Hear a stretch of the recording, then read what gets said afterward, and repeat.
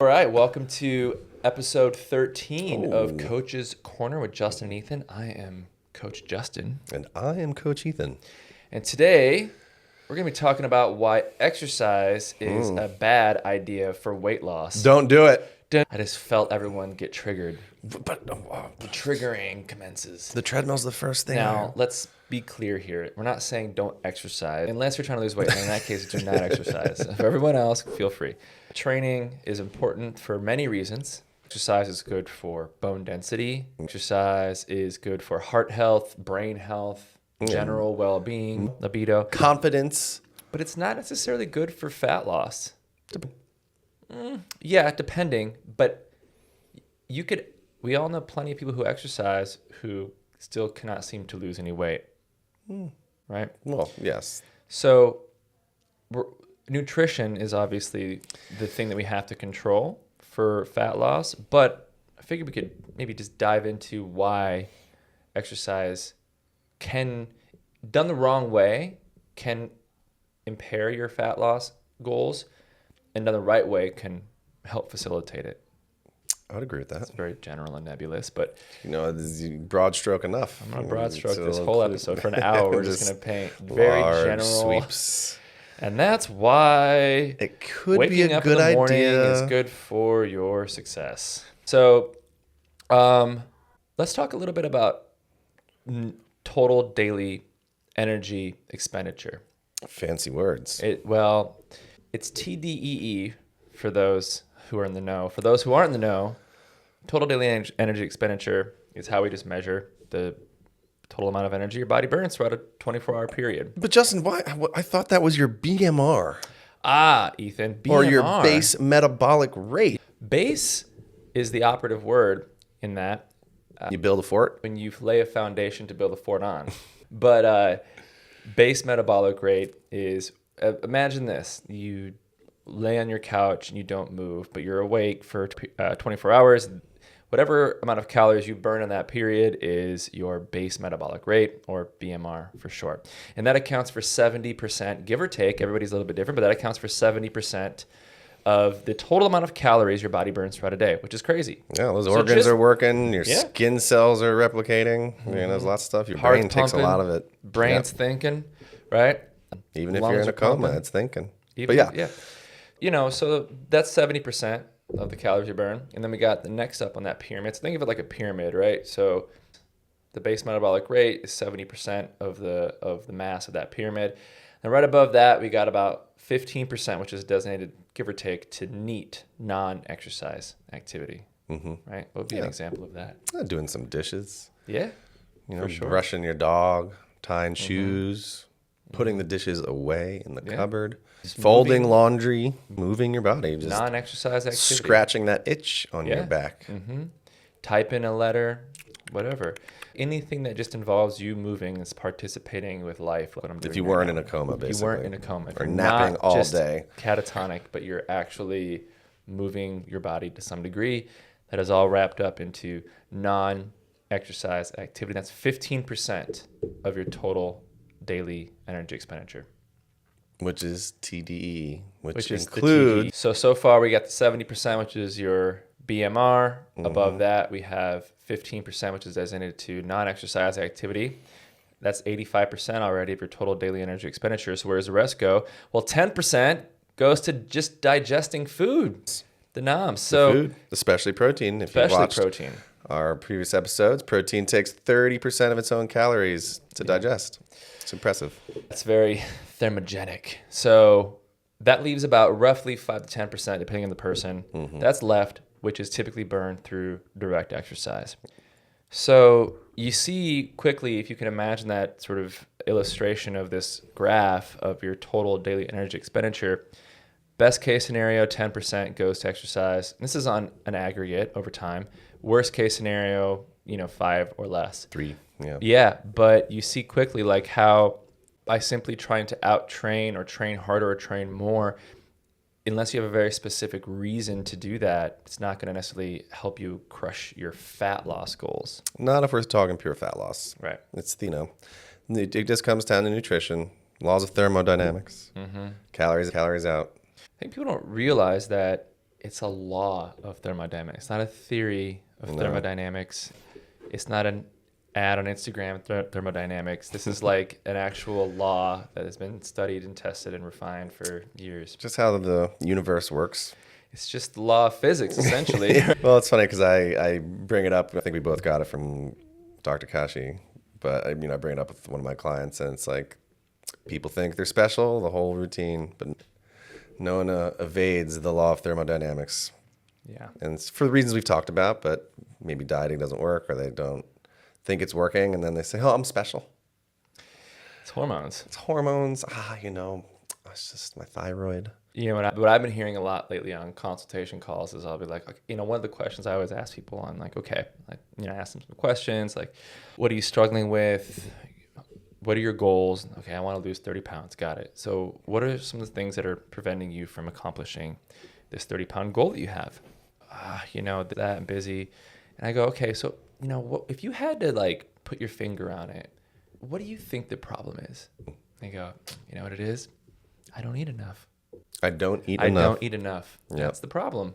That's the issue. So you're 50 pounds overweight and you're only gaining weight every year from my math. Yeah. Because you're not eating anything. Well, yeah, it's interesting. I just saw some influencer post the same thing, that because your BMR, or how many calories you burn a day, adjusts to a calorie deficit, meaning it lowers, which is true. Mm-hmm. They were like, it's by being in too much of a calorie deficit, or you're eating too little food. Now, there's some deeper caveats to it, but she made it a black and white thing that you're not eating enough calories. And it's like, it's not exactly the situation. Let's look at people who truly do not eat enough calories. Like people who die of starvation in like prison camps. Yes. They're like, you look at them and you go, this is an emaciated person, or people who are like impoverished and they're just like malnourished. They're not fat. They're emaciated. And there's a reason for that, because they're not eating enough calories. Not eating enough calories. It's interesting. So there's something called the greater omentum. And so we have our abdominal cavity, right? Kind of like a little bubble that holds all our organs and everything. Mm-hmm. And the greater omentum is this a flap of fat that basically is loose but like hangs over our organs. Mm. And apparently it is the very last fat your body will use for energy. It does not like to give it up. Mm. And I remember when I was in school, we went and got to go see some cadavers for my anatomy class. And very often, sometimes the cadavers will be from like a homeless contribution, so to speak. Mm-hmm. And it was very interesting. They specifically pointed out that the greater omentum on this particular individual, rather than like cascading over the whole abdomen, was only like 2 inches long, hanging from just on top of the ribs. And to them, that was indicative that they had basically been starving for quite a long time. Yeah.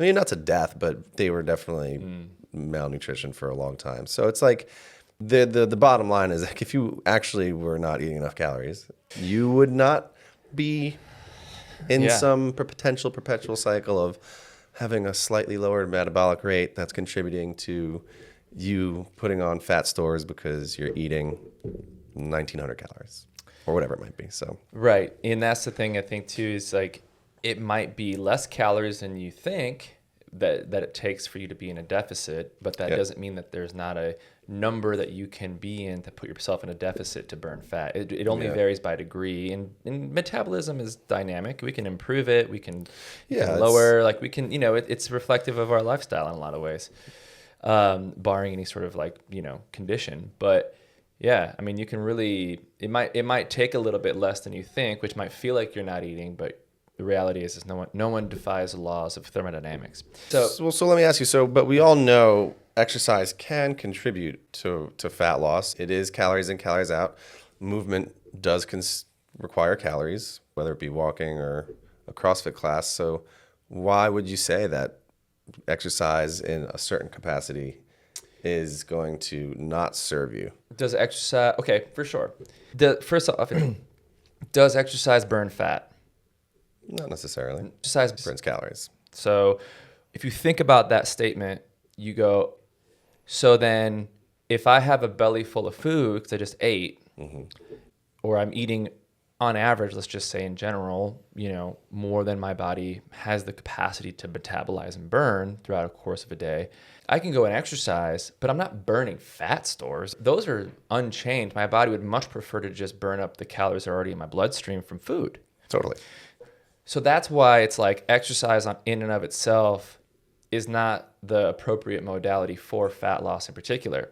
Exercise has its own benefits, but if we are not paying attention to what we're eating and we're not keeping ourselves in a calorie deficit, then we're just going to be burning the calories that are already available in our blood sugar or in our blood from food. So we have to get ourselves, the only way exercise can be effective for fat loss is if we get ourselves into a calorie deficit. For sure. Which you can do with just food alone. Maybe the exercise tips you over a little bit.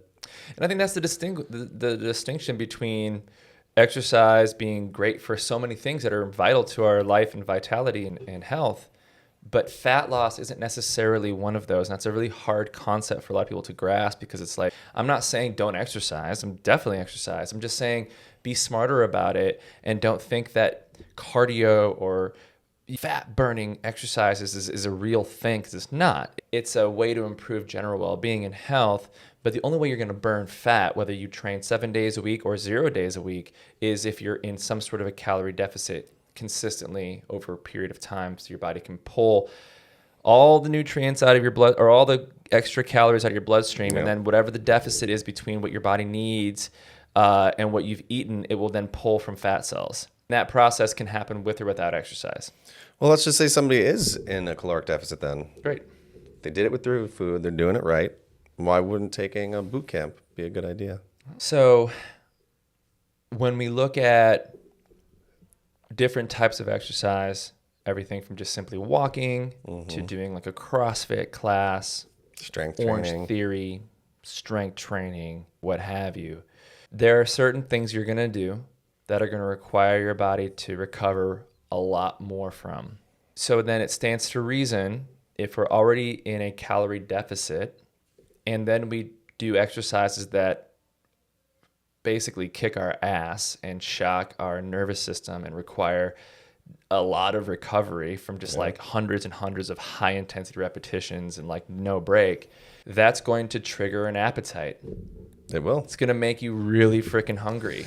And if you're trying to lose weight, which we now know requires some degree of calorie deficit, so you're eating less food, so that if you've ever had a proper calorie deficit, you know that the first month is hard as your body's shifting from always being reliant on glucose in your bloodstream to all of a sudden not having it. And like you go through, you feel fatigued, you feel a little achy. It's hard to get up in the morning. It's hard to fall asleep at night because your body's adjusting. And so you throw on 3 or 4 days of like a hardcore intense boot camp on top of that. It's going to make staying in that deficit so much harder because your body's going to want to recover.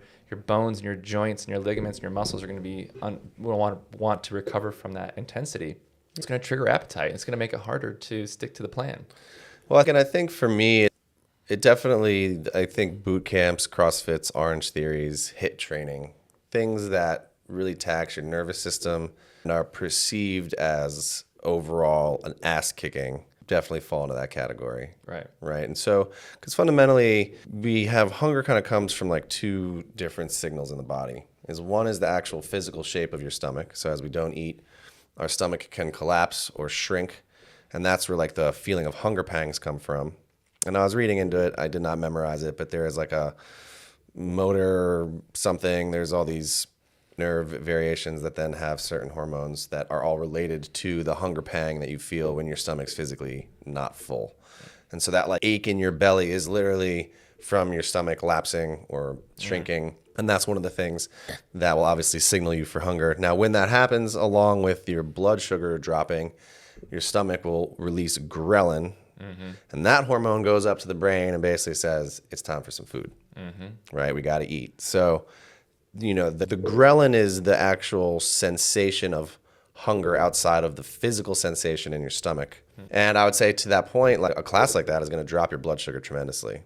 Even if you were to do some weight training, do some like bench press and some overhead press, that's obviously going to utilize some of your blood sugar. But I think like a full out rounded high intensity class is going to just suck you dry. Oh, for sure. And then to that point, right, your ghrelin hormone is going to go up and you're going to get super hungry.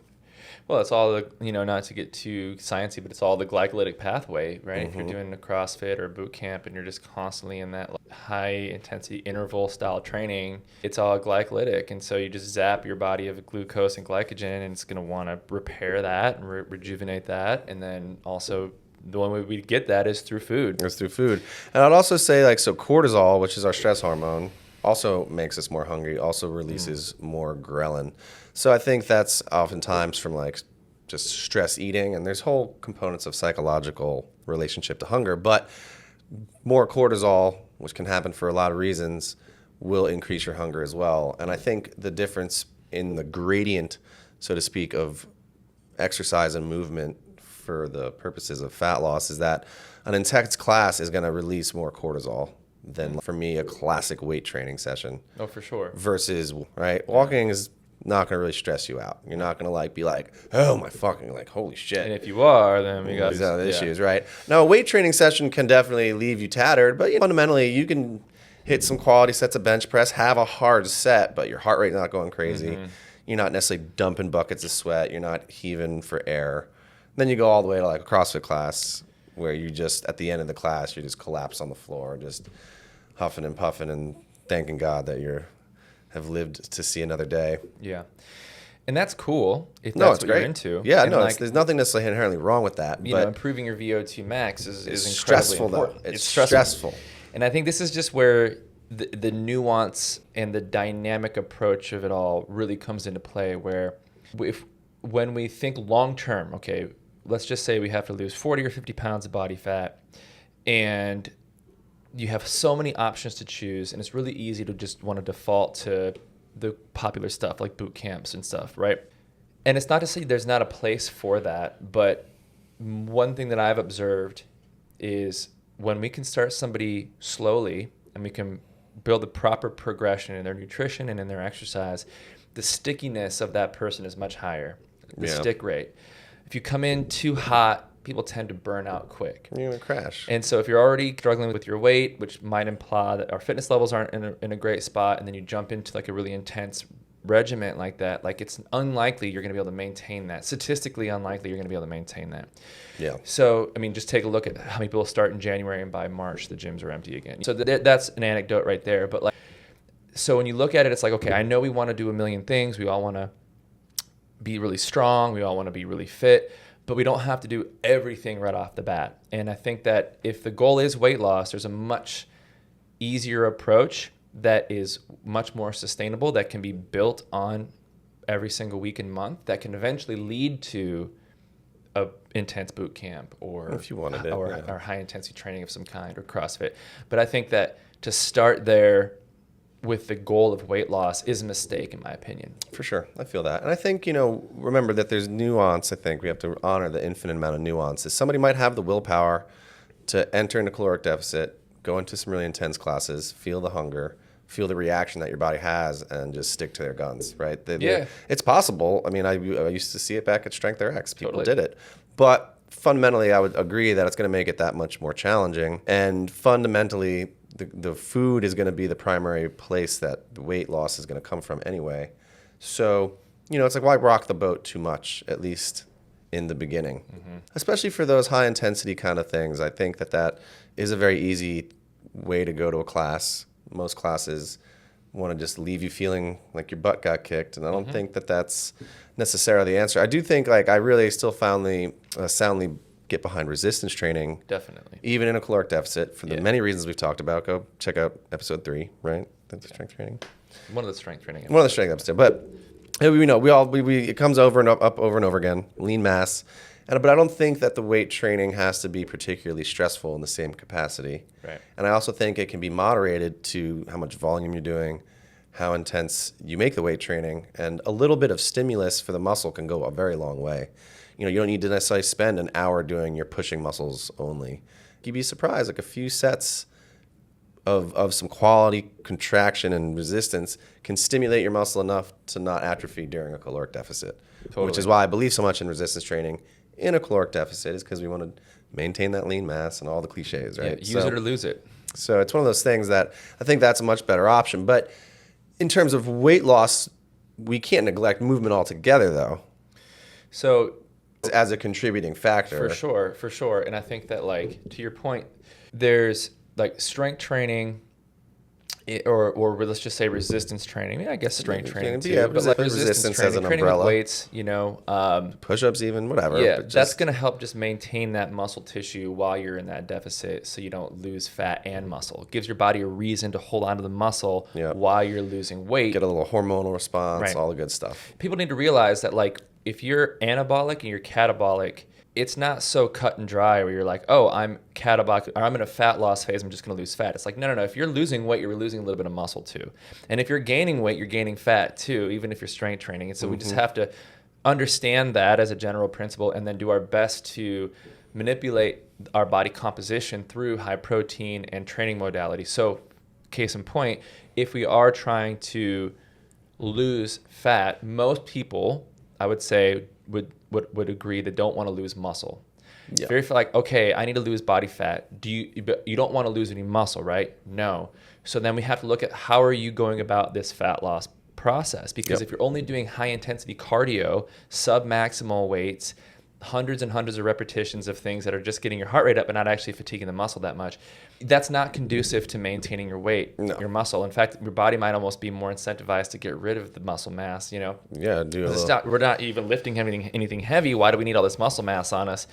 We're eating less food. We can just drop the muscle mass and lower the metabolism, right? And also, I think the demand for sugar can lead to gluconeogenesis, which is the use of protein for sugar, which our body does not like to do, but it will do. And I think when you've exhausted the glycogen stores through very high repetition and you keep asking for more, that's a potential caveat. You know what I mean? Okay, so what movement would you recommend? I know. So the dosage is a trick question. The dosage is the poison, right? If you're a trained individual, a couple sets isn't going to do much for you per week, per muscle group. If you're an untrained individual, that can be more than enough, ample amount of volume to see an amazing adaptational response. Well, let's just even say for fat loss, though, no resistance training. Well, yeah, listen, that's fine too. I've had people lose 30, 40 pounds of fat who did not do any exercise as we know it, and we just had them walk simply. So that's a key word. Yes. So I broke down some numbers here. So just to give you guys an idea, if the average person burns between 200 to 350 calories per every hour of walking. So if you walk for an hour a day, let's just say somewhere around 300 calories, you're going to burn just from a passive state of walking. Great. To give you context, an hour of circuit training is around 400 to 600 calories, again, depending on the person. And an hour of weight training is around 200 to 400 calories, depending on the person. So obviously, this is where I think it goes wrong, is that people see that number and they go, oh, well, then I should do more circuit training or HIIT or whatever you want to call it, because it obviously burns twice as many calories. And they're correct. It's true. However, like we said, it triggers appetite. Yep. It's very easy to eat a couple hundred extra calories in the day. You don't even realize you did it. The snack, you have that little extra serving of rice at dinner just because you're so hungry. There's the mental, emotional components of I deserve it. I got the shit kicked out of me in class today. Because those classes can be hard, right? They can make you very fit. But for the goal of weight loss or fat loss, it's not necessarily. No. And people tend to want to reward themselves after doing something hard. It's inevitable. We don't really tend to want to come back from a walk and reward ourselves. Yeah, we're not just like, woo. Right. Oh, I walked for 30 minutes. I deserve a treat. But so, okay, what do we know? We know that high-intensity exercise, high-intensity interval training, to be specific, does burn more calories, but it also triggers appetite, which is hard to manage. It is. We also know that most people unintentionally underreport how much they're consuming. Like, circuit training does trigger more appetite. It does burn more calories, but it's very easy to make those calories back up. A tablespoon of olive oil is 130 calories, you know, like, so 1.5 of those, and the extra 200 calories you got from that circuit training class is right back on you. And we just know that people tend to unintentionally underreport. So they say they're not, they say they're not losing weight, but they defy the people that are special. The laws of thermodynamics. Yes, I see. Yes, so no one's special in that regard. So they're just unintentionally underreporting how much they're eating. Yeah.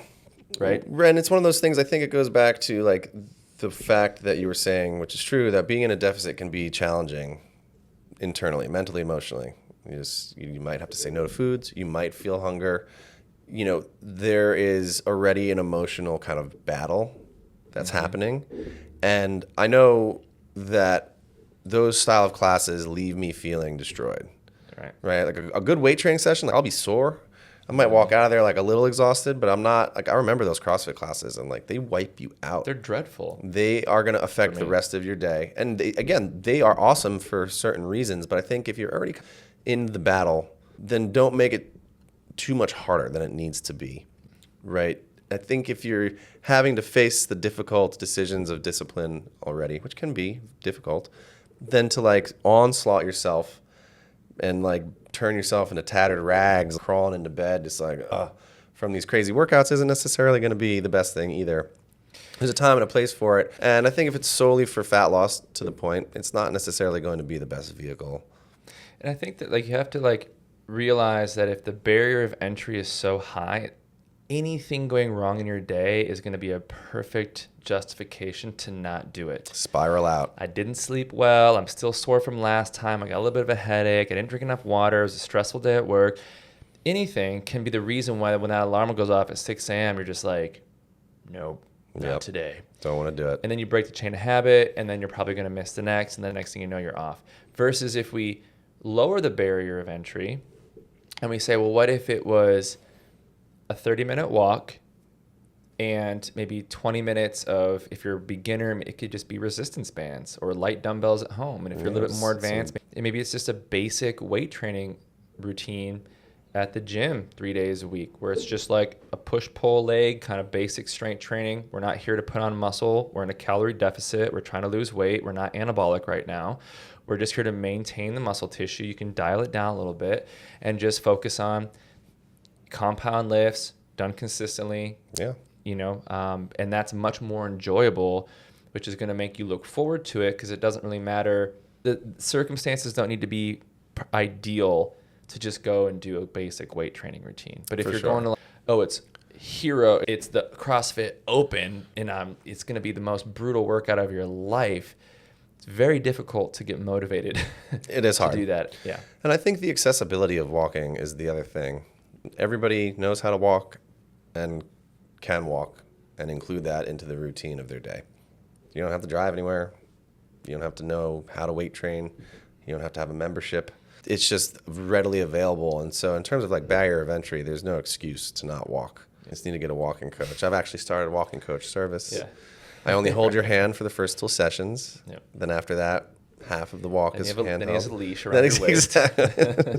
Then I stay about 30 feet behind you and just make sure you're actually walking still. He just follows behind in a car. Then binoculars. Then the drone. Yeah. Progression, yeah. But yeah, I mean, I think that, if we were to try to like pin down what a good approach for fat loss would be, it would be something like this. For me, this is my opinion, you can have yours, but I would say commit to the daily walk. Get out there, minimum 30 minutes. No matter what. Put your headphones in, listen to a podcast, book on tape.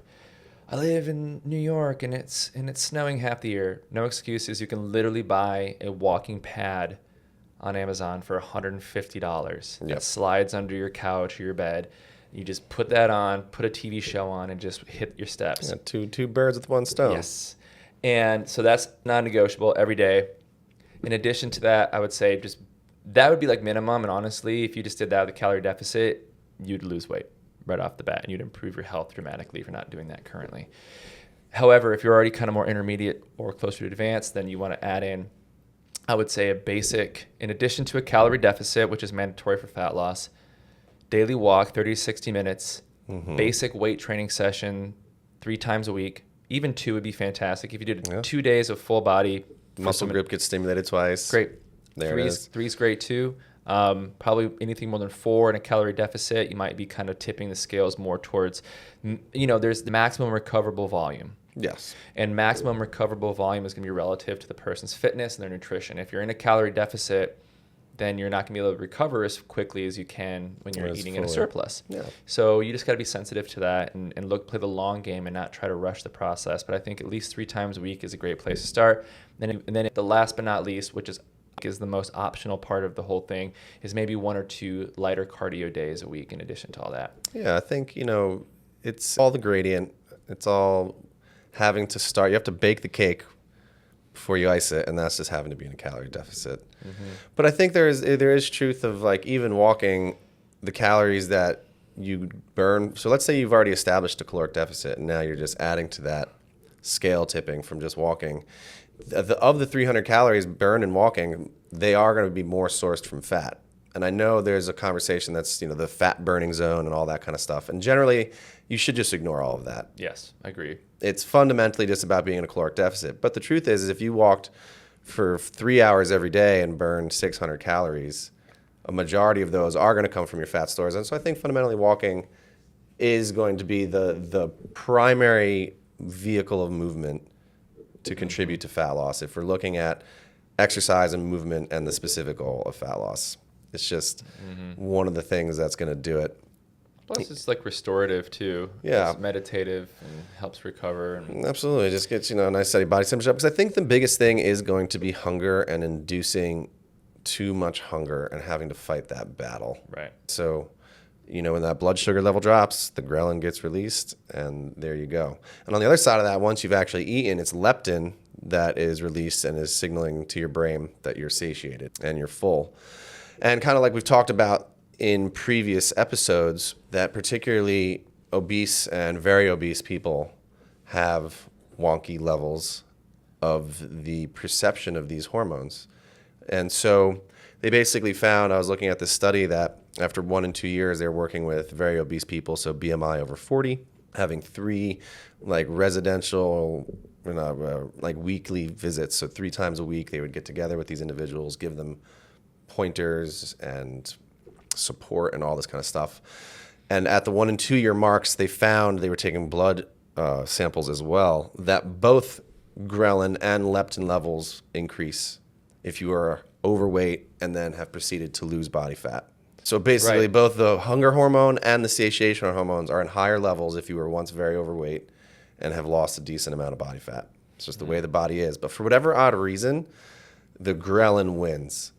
So the hunger hormone tends to supersede the leptin, even though they're both at heightened levels. Interesting. And so there's this higher perception of hunger if you had once. Basically, if you lose weight, if you had some weight to lose, you lost 30 pounds, you're going to have to deal with hunger in a more intense way. Yeah, we did the math on it, right? Yeah, I read that article. It was like for every kilo you lose, your metabolism lowers because you're just less person now. Yep. So that's normal. Nothing strange there. Every kilo you lose, your metabolism lowers by 30 calories. However, your hunger levels, which is the ghrelin, correct, increases by 100 calories for every kilo you lose. So it's a 3x multiplier where you lose a kilo, your metabolism is now lower, but your rate of perceived hunger is 100 calories more. And that's apparently vicious cycle. Forever. Yeah. I mean, the I was reading was actually looking at obesity as a long-term illness. Because we kind of consider it a short-term illness that's we intervened with lifestyle choices and people can lose 50 pounds in 6 months or a year or whatever it might be. Mm-hmm. And then they're not considered obese anymore. And so therefore it's kind of considered a short-term illness, but they were basically trying to shift the perspective to a long-term illness because of all of these hormonal factors. Long-term ongoing effects. So even if you've lost 70 pounds and you're in a general height-weight proportion, you're now having to battle this crazy relationship to hunger and food. Yeah. And so I think it's like moving as much of that friction as possible along the way so that if you are one of these individuals that's done the awesome thing through lifestyle intervention to lose a lot of weight, understanding that you might be in a particular circumstance of having to fight hunger and that basically doing everything you can to participate with the decisions you make throughout the day so that you don't necessarily make poor decisions, for yourself. And these are all sort of like good intentions here, but it's just understanding that the process to make this sustainable is much more slow and steady and measured than I think the average person might assume, where it's just easy to be like, okay, fat loss, I just got to go and get my ass kicked. And it's like, well, you don't actually. And it seems counterintuitive, but I would advise you to not do that, avoid that, and just get consistent with the basics. The diet's got to be the number one thing, getting outside for that walk every day, and then slowly starting to incorporate even just 10 minutes of resistance training. Yeah. If you did 3 sets of squats and push-ups to failure or close, like, and you're a noob, that could be a huge stimulus for you. 100%. And then it might take you 10 minutes after a little warm-up, and then that's just something. That's like that's something that we can measure, and that's something that we can celebrate and get the ball rolling with, and then eventually in time it gets more and more. But the dosage is the poison, and if you go in too hot too quick, it might be the seed of your demise. Well, I think it's even with the caloric deficit, because the same thing. I mean, it's one of the reasons why protein is so clichély offered. Is it good for muscle repair, which is important if you're doing some type of resistance training, especially in a deficit. But not only does it burn calories by having to be hard to digest, so to speak, but it's also very satiating. The very fact that it takes a long time to digest means that it's going to stay in your stomach longer, and it's going to make you feel full longer.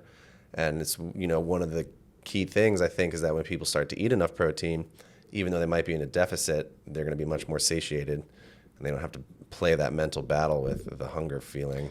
Right. Like, typically the way that it goes is you're overweight, so you've eaten more than you've been in a calorie surplus for a long time, but typically protein levels are super low. Just generally, yeah. Because it's hard. You got to be intentional. I mean, like it's not easy to get over 100 grams of protein every day. Like, that's hard to do for most people. So you have to be intentional about it. So when we make that initial shift, and it's like all of a sudden now you're actually eating less food, but we're probably tripling often the levels of protein that you're consuming. Yeah. It can feel like you're just eating so much more. Yes. But actually, from a calorie standpoint, it's 20 or 30% less than what you used to eat. It's just the ratio of those calories now are changed. And because protein takes much longer to digest and it's much more satiating, it can feel like, man, I'm just eating so much and losing weight, which is a great hack in the beginning of a fat loss phase to just make food choice difference. Change your food choices to single ingredient foods. Yeah, you keep and that's even why and again, it's not that fat's bad. Fat's fine. We need it. We need cholesterol for hormone production. But like, the fact is that fat sneaks in, very high calories, very low volume. And fundamentally, it's when you start choosing low fat foods and single ingredient foods, then the volume of your food goes up so dramatically that you can stave off hunger pangs. You don't need to be sitting there with like a cavern of a stomach. No. Hurting, like, oh. I mean, if you do like a cup of oatmeal with like a protein shake in it, a scoop of protein powder, I mean, that's so filling. Yeah. And I can barely get it down, and it's like less than 400 calories, and you're full for hours. That fiber, yeah. Hours. And, and it makes a lot of sense. If you think of like human existence, like let's say human existence is the length of this iPad top here, up until right about here, humans have been fucking starving. Yeah, all the time. Just starving animals for the entire length of time. Only this last little like quarter inch of history have we actually had an abundance of food. So of course we're going to want, it's not that fats and carbs are bad. It's just that for the first time in history, we've had access to it. And so of course we're going to want to overeat because it's delicious. And food companies have figured out the perfect ratio of fats and carbs to like make it just irresistible. So delicious. And so easy to overdo it. But that's why if we don't fix the nutrition piece, we don't understand that part of us, then you can train every day of your life. You could do 2 a days. And if we don't fix that, it's never going to get you to where you want to be. Most likely as a whole. It was interesting. I was reading that why do we snack? So let's just say you ate lunch 2 hours ago. You still have food in your stomach. Your blood sugar levels are fine. But somebody brings in a bag of chips at work or whatever it might be.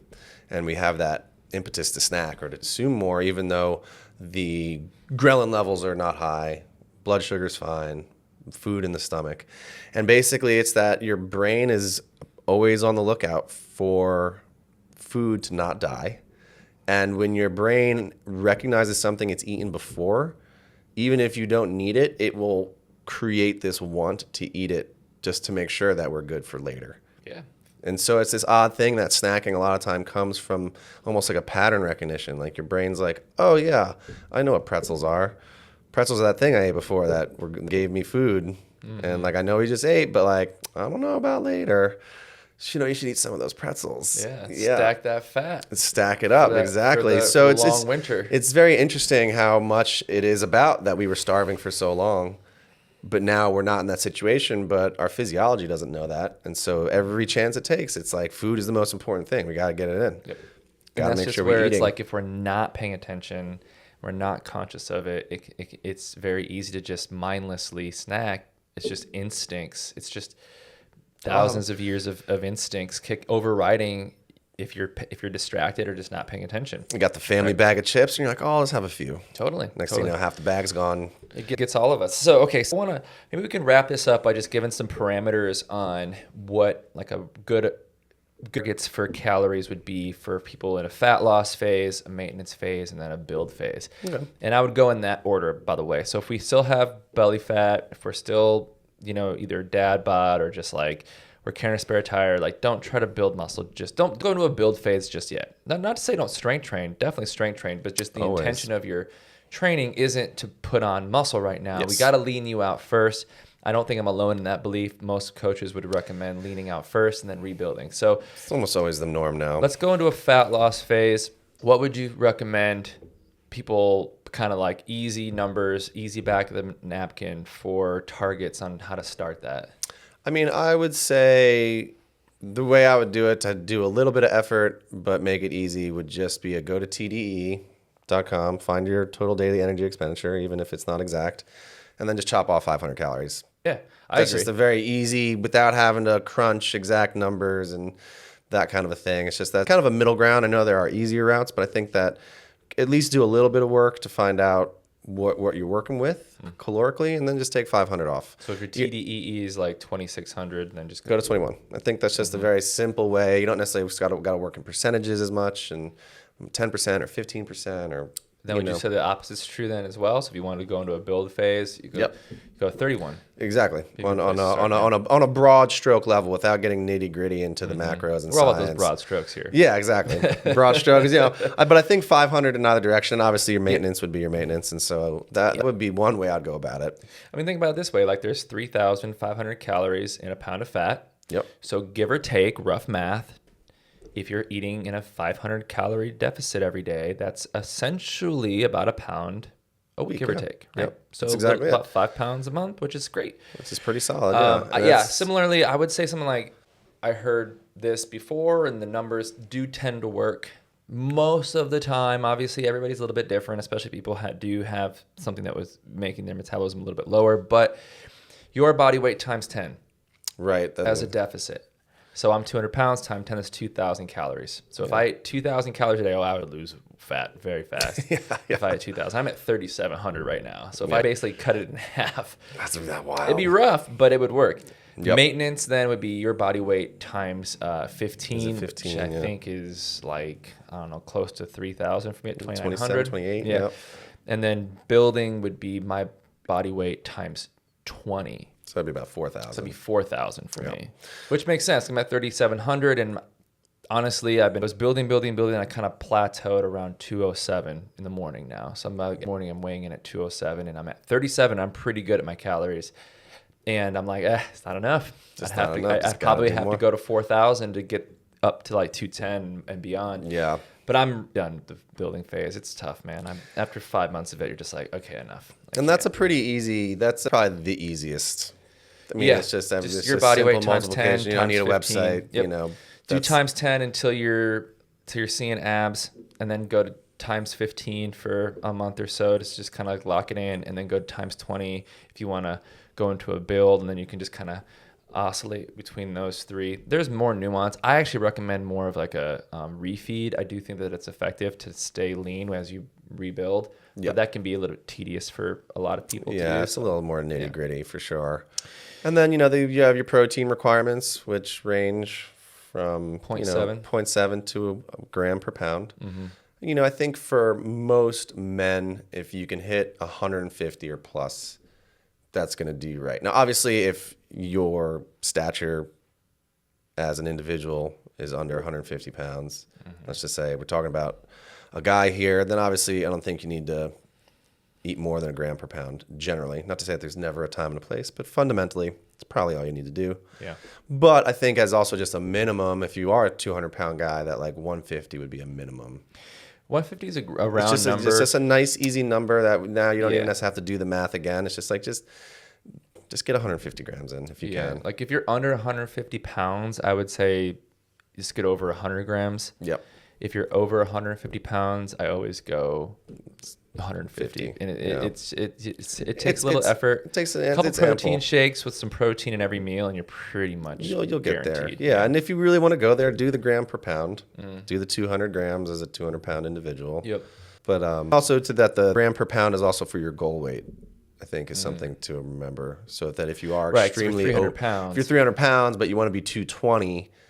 You should aim for 220. Totally. To eat 300 grams of protein is a little absurd. So unnecessary. You got to keep that if you are overweight or looking to lose body fat, that whatever goal weight is your protein number you're dancing with. Yeah, it's a good recommendation. All right, team. I think that's good for today. That's episode 13 of Coach's Corner with Justin and Ethan. Don't get hungry. And if you do, eat protein. That's right. Don't do boot camps. See you guys next time. Peace out. Bye-bye.